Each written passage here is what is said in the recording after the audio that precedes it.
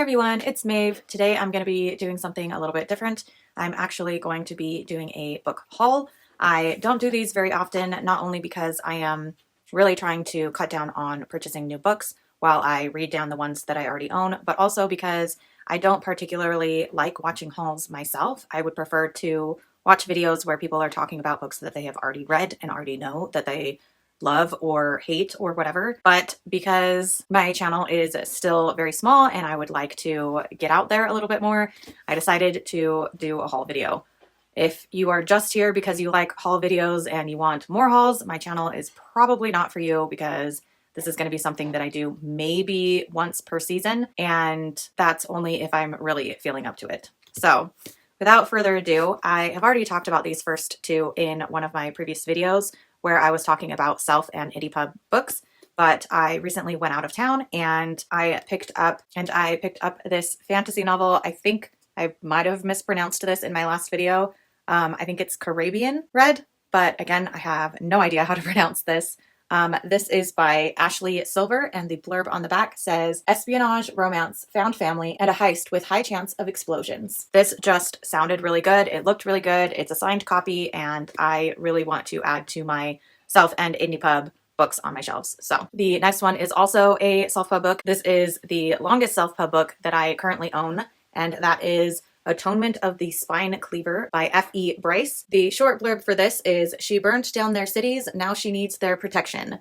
This is categorized as an epic fantasy, and because it is the first book in a series, I really hope that I like it so that I can pick up more from this author. The next three books that I picked up from my local thrift store. I have been thinking of making a video where I hit up a lot of the local thrift stores in my area that do also sell books on top of clothing and furniture items. If you guys would be interested in seeing something like that, please let me know in the comments down below. I think it could be really fun just to go to some used bookstores and some thrift stores and to see what kind of books I can find. But getting back to the books, I picked up Night Flyers by George R.R. Martin, and this is one that I have seen recommended a few times on YouTube. I'm trying to keep better track of where I'm hearing about certain books so that I can give credit where credit is due when it comes to recommendations.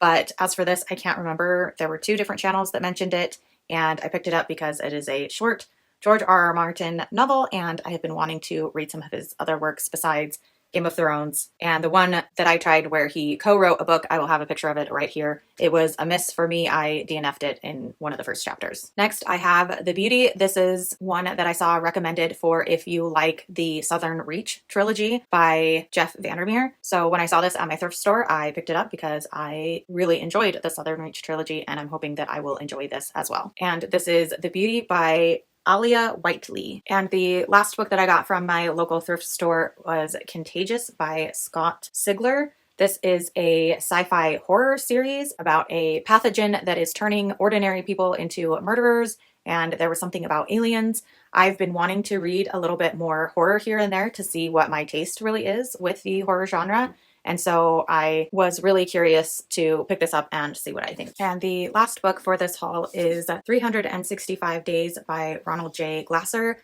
This is a book that Reading Ideas spoke about on his channel, and I was incredibly intrigued to pick it up and read it myself. He actually read an excerpt of this on his channel, and I think that's what really drew me into wanting to read it. This is Glasser's personal account of the Vietnam War, and it is said to be a important anti-war piece. So I'm really excited to read this and hopefully have a discussion with Reading Ideas after I've read it. I do really enjoy nonfiction books. I have a lot, but I don't have a lot of historical nonfiction. Most of my historical adjacent books are memoirs, autobiographies, and biographies, and although this is as well, this is the only one that I have that talks about a specific war.